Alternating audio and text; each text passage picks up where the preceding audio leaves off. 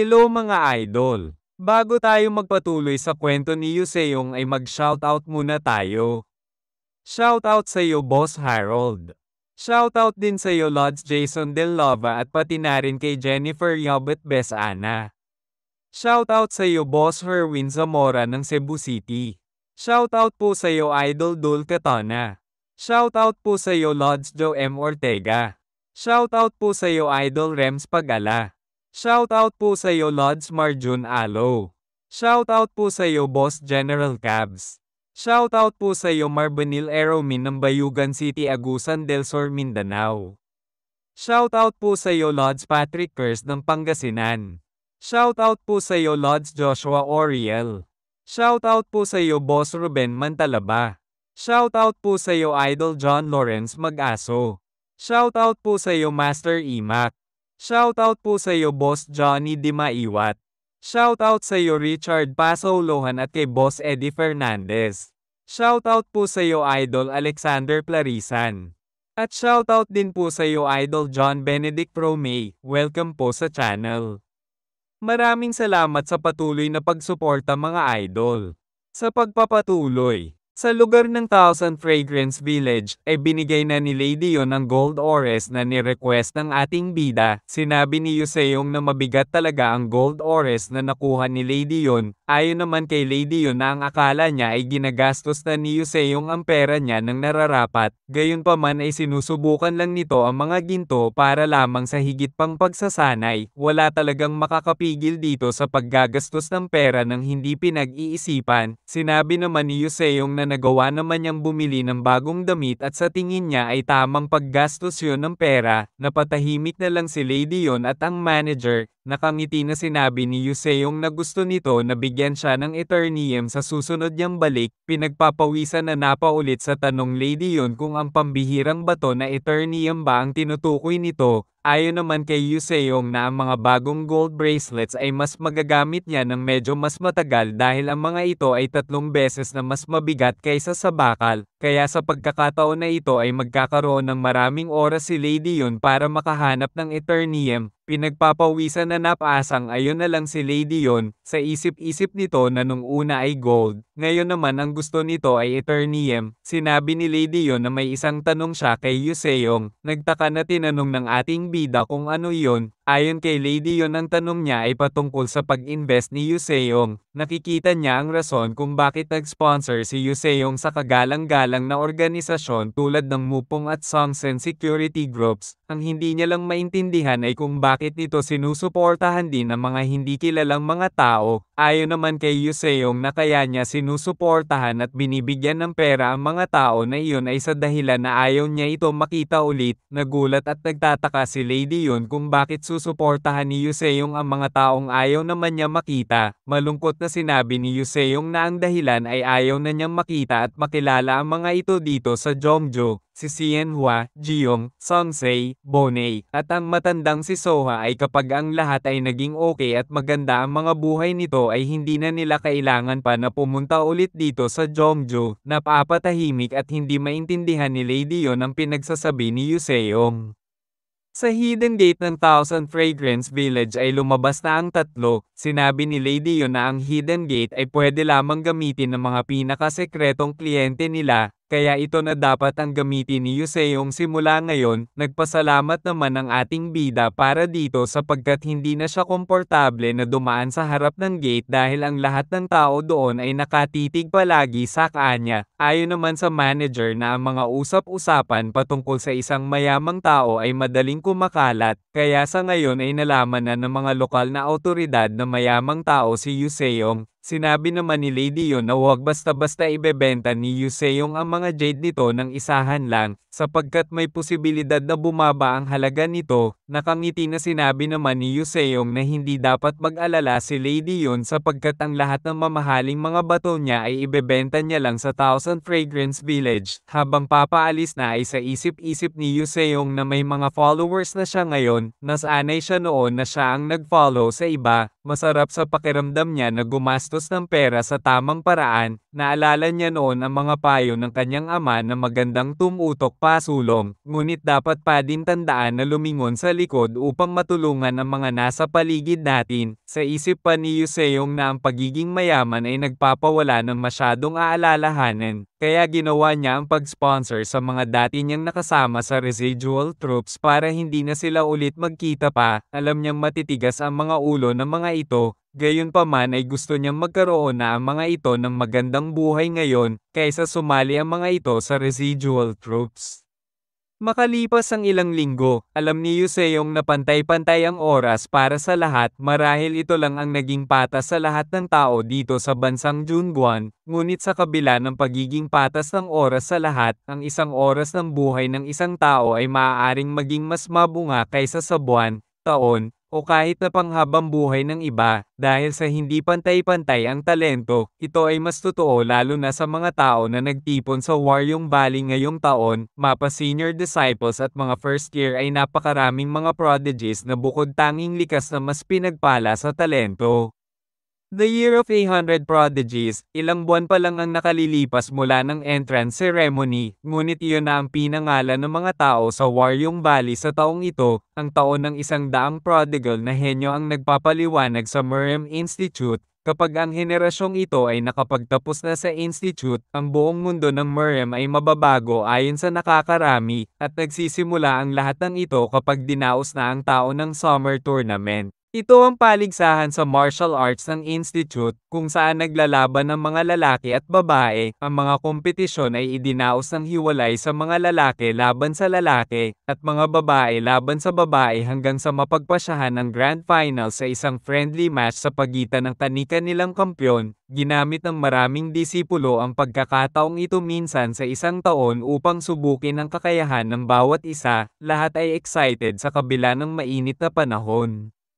Sinabi ni Yuseong na nakikita niya kung bakit gusto ng lahat ng tao ito, subalit dapat ba talaga na gawin ang tournament na ito araw-araw? Ayon naman kay Demonggi na mahihirapan sila magbasa ng libro sa ganitong kaingay. Sinabi pa nito na masaya din naman ang manood ng laban, at mas magiging mas masaya pa sana ito kung nagdesisyon na sumali si Yuseong sa tournament. Ayon naman kay Yuseong na isa pa lang naman siyang freshman kaya may pagkakataon pa ulit siya na sumali next year. At saka may mas importante pa siyang dapat gawin ngayon. Napatanong si Demonggi kung anong importanteng gawain iyon. Tinuro ni Yuseong ang mga libro at sinabi nito na dapat niya matapos ang 10,000 na libro bago sana mag-summer, subalit halos kalahati ng mga ito ay hindi pa niya nababasa. Humingi naman ng tawad si Demonggi at sinabi nito na hindi niya alam ang patungkol dito kaya susubukan niya magbasa ng mas mabilis sapagkat okay na ang pakiramdam niya ngayon. Tinanong ni Yuseong kung ano ang pinagsasabi nito. Nakangiti na sinabi ng ating bida na ang lahat ng libro na ito ay para sa kanya, at ang kakayahan niya sa pagbabasa ay mas mabilis na ngayon. Pinagpapawisan na napapa-okay na lang si Demonggi. Masaya ito sapagkat nakikita niya na nag-enjoy si Yuseong sa pagbabasa ng libro. May nakakatakot na hitsura na sinabi ni Yuseong na kailangan na niya magbasa ng libro. Kaya umupo na ito para umpisahan na basahin ang mga libro nang matapos na niya ito. Tinuro ni Demonggi ang nangyayaring laban at tinanong niya si Yuseong kung hindi ba ito manonood. Maraming mga first year ang nagawang makapasok sa higher bracket ngayong taon.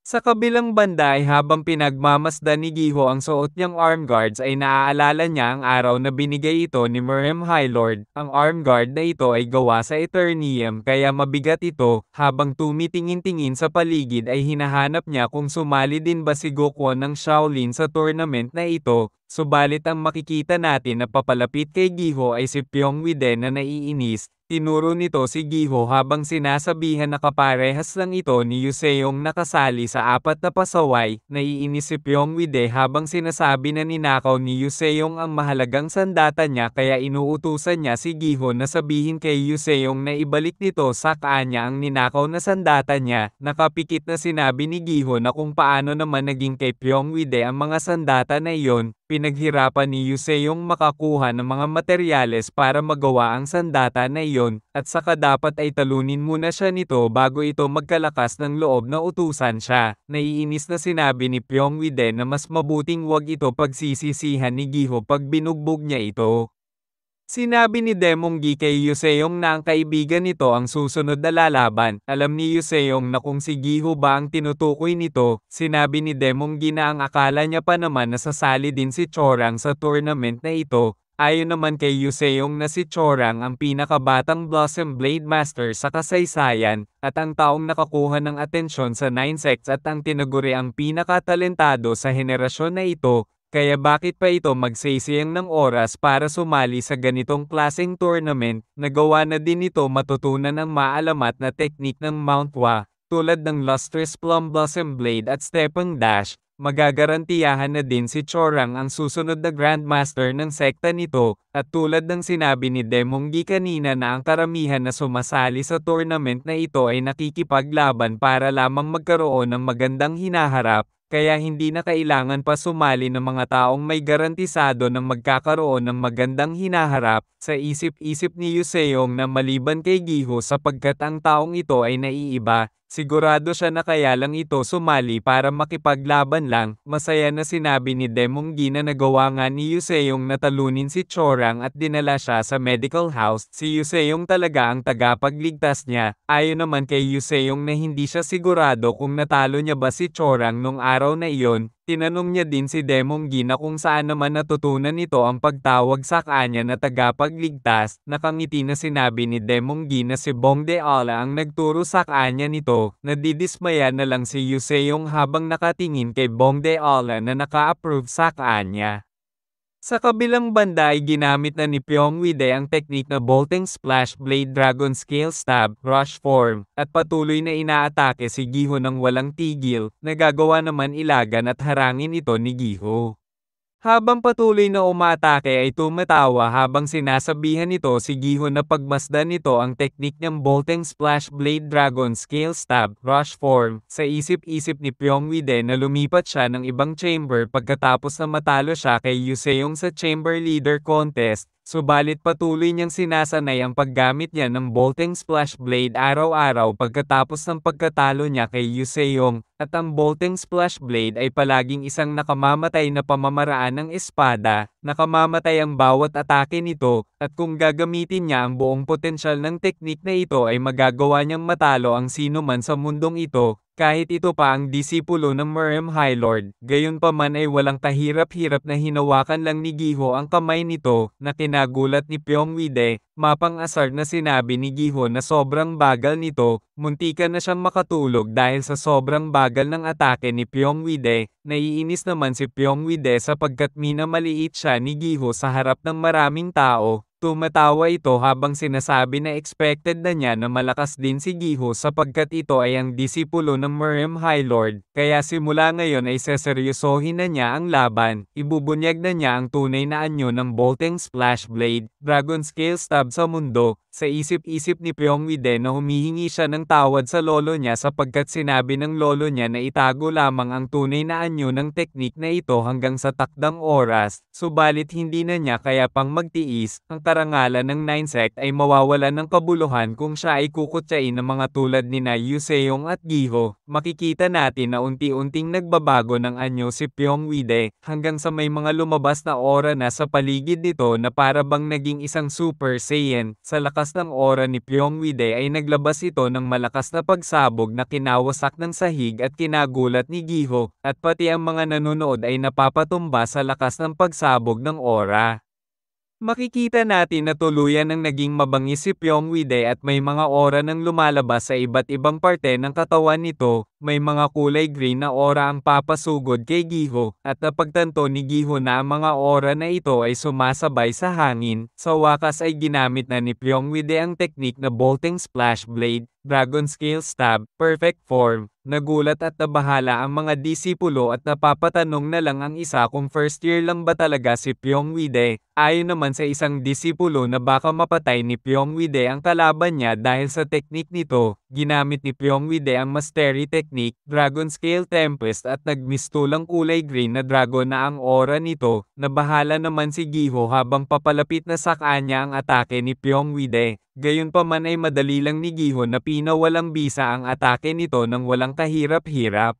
At hindi makapaniwala si Pyongwide sa nangyaring salpukan sapagkat nawala sa kamay niya ang espada nito, nagtataka siya kung ano ang nangyari at kung nasaan na ang espada niya, habang hawak ang espada ni Pyongwide ay tinanong ni Giho ito kung tapos na ba daw si Pyongwide, pinagpapawisan na napapatahimik na lang si Pyongwide habang tinitignan si Giho, walang kahirap-hirap na winasak ni Giho ang espada nito habang inuulit niya ang tanong na kung tapos na ba daw si Pyongwide magpakita ng tunay nitong lakas, nanginginig sa takot habang sa isip-isip ni Pyongwide na ang bunga ng pagsasanay niya sa Bolting Splash Blade Dragon Scale Stabs, true form ay walang kahirap-hirap na natalo. Seryosong tinanong ni Giho si Pyongwide na kung hanggang doon na lang ba daw ang kaya nito, na-announce na ang nanalo at si Giho ito, ayon naman kay Yuseong na halata naman na si Giho ang mananalo. Sa kabilang banda ay patuloy ang ginaganap na tournament, makikita natin na bumagsak ang isang disipulo at ini-announce na ng administrador na si Gan Hilwi ng Chongsong Sect ay natalo na sa laban, at ang nanalo naman sa second quarter finals ay si Taegijong ng Jongnam Sect. Mayabang na sinabi ni Taegijong na natural lang na ang manalo ay ang dream child ng Jongnam Sect. Sa isip-isip ni Taegijong na hindi ordinaryong martial arts tournament lang ito, lahat ng mga noble warrior ay alam na ang iba't ibang organisasyon sa MRM ay pasekretong nanonood ng competition na ito, habang may kakayahan na tanggihan ng Blossom Blade Master ang tournament na ito. Maraming mandirigma ang ginagamit itong oportunidad para mapakita nila kung gaano ba kalakas ang mga sekta or clan ng mga ito. Karamihan sa mga kalahok ng paligsahan ay umaasa na mapili at tanggapin ng isang prestihiyosong organisasyon. Sa bagay na iyon, si Yuseong ay isang inutil sa hindi pagsali sa kabila ng kanyang mababang katayuan, at si Giho naman ay isang mangmang para ipagsapalaran ang kanyang karangalan bilang disipulo ng Merem High Lord. Gusto niya sanang makaganti sa kanilang dalawa, ngunit ang tournament na ito ay mayroon ng malinaw na panalo. Ang taong tinutukoy niya ay si Horyu Pang, ang pinakatalentadong prodigy ng Habak Palm House na matatagpuan sa Northern Province ng China. Ito rin ang nanalo last year sa tournament na ito noong second year pa lang siya, at ngayon ay siya na ang top disciple ng third year. Hindi mabilang ang sinubukan na kontaken at bisitahin ng Habak Palm family nang dahil kay Horyu Pang, siya ang pinakakilalang mandirigma sa kanilang lahat. Sigurado siya na ito ang susunod na makakalaban niya, ngunit dapat ay makakuha siya ng sapat na atensyon bilang first year kahit pa matalo siya nito. Naghanda na si Horyu Pang, at nagpakilala na ito sa lahat at tinatanong niya kung sino ang susunod niyang makakalaban sa araw na ito. Lumapit ang isang mandirigma at sinabi nito na siya ang lalaban. Nagpakilala ito na siya si Baekru Moyong ng Yuryong Moyong House sa Northeast China. Habang magkaharap ang dalawa ay sinabi ni Horyu Pang na bumisita siya noon sa Moyong House 7 taon na ang nakakalipas. Tumatawa ito habang sinasabi na pinakilala siya doon bilang Yuryong Prodigy of the Century ng araw na iyon. Bata pa siya noon subalit naaalala niya ang kulay blue nitong mga mata. Hindi din siya makapaniwala na malaki na ito at mas tumangkad din ito. Ayon naman kay Baekru Moyong na lumaki na nga siya at naintindihan na niya ngayon na ang prodigy ng Habak ay nagawang pag-tradorin sila. Nagulat si Horyu Pang sa mga kataga na binitiwan ni Baekru Moyong. Tinaas na ng administrador ang kamay nito hudyat na mag-uumpisa na ang laban. Agara naman na sumugod agad si Baekru Moyong at naglunsad ito ng direktang pagsipa kay Horyu Pang, subalit hindi man lang natitinag ito sa atake na natanggap niya. Nagpatuloy naman si Baekru Moyong sa pag-atake, at direkta niyang sinipa si Horyu Pang sa muka, gayunpaman ay hindi pero natitinag si Horyu Pang at patuloy lang na nakatayo. Naghahanda na ulit si Baekru Moyong ng sunod na atake, at sinipa niya si Horyu Pang sa muka, na nagawa naman na maiwasan ito ni Horyu Pang sa pamamagitan ng pagtinggala, kaya agara naman na susundan pa ni Baekru Moyong ng isa pang sipa ito, na direktang tumama naman sa ulo ni Horyu Pang. Sinabi ni Horyu Pang na mabilis si Baekru Moyong bilang isang first year, subalit masyadong mahina naman ang mga atake nito, sabay ginamit nito ang Supreme Phantom Wind at may malalakas na hangin na lumalabas sa buong katawan nito. Nararamdaman naman ni Baekru Moyong ang lakas ng hangin na nagpapa-atras sa kanya, sabay gumamit si Horyung-pong ng teknik na Palm House Sword Style, Celestial Lightning Sword, at direkta niyang panang-atake ito kay Baekru Moyong. Gayunpaman ay nagawa itong harangin ni Baekru Moyong sa pamamagitan ng mga paa nito. Hindi makapaniwala si Horyung-pong sa nasaksihan niya. Nagpatuloy na umatake si Baekru Moyong gamit ang paa nito, at naglunsad ito ng isang teknik na Celestial Lightning Kick na nagawa naman maiwasan ni Horyung-pong, subalit nabigla ito sapagkat ang teknik na iyon ay teknik ng pamilya nila. Habang naghahanda ulit na umatake ay sinabi ni Baekru Moyong na ang Habakpong family ay kailangan pagbayadan nito ang ginawang pagtatraidor ng mga ito sa 5 noble houses para lamang sa 9 sects. Sinabi naman ni Horyung-pong na ayusin ni Baekru Moyong ang mga binibitawan nitong mga salita, sapagkat wala pa daw itong naiintindihan dito sa mundo. Sabay lunsad ng atake at ginamit nito ang Celestial Lightning Palm, subalit nag-counter-attack naman si Baekru Moyong na kinabahala ni Horyung-pong, at ginamit ni Baekru Moyong ang Celestial Lightning Ascension, na nagpawalang bisa sa atake na dapat ay papalapit sa kanya. Naiinis na sinasabi ni Horyung-pong na itigil na ni Baekru Moyong ang panggagaya ng mga teknik ng pamilya niya at ipakita nito ang sariling teknik ng Moyong. Biglang naghanda ulit si Baekru Moyong ng isang atake, at sinabi nito na balak naman niya na talaga ipakita ang teknik ng Moyong family. Sa isip-isip nito na nagliliyab ang mga paa niya sa lakas at ki, at nilunsad na niya ang Moyong House Burning Rage, na direktang tumama naman kay Horyung-pong. Napagtanto ni Horyung-pong na mas lumakas ang sipa nito kaysa kanina, at sabay na sinundan pa ng atake ni Baekru Moyong at ginamit nito ang Burning Blaze Kick na direktang tumama ulit kay Horyung-pong, at sa lakas ng atake nito ay nagawang mapatalsik si Horyung-pong sa ere, na kinagulantang ni Taegyeong ang nasaksihan niya. Makikita natin ang lakas ng pagsabog sa atake na iyon, na kahit pa ang mga disipulo at ang jowa ni Horyung-pong ay hindi makapaniwala sa nakikita nila. Sinabi ni Baekru Moyong na kahit na mas bata pa siya kaysa dito, subalit nasa tamang edad na siya para malaman kung ano at sino ang isang traidor.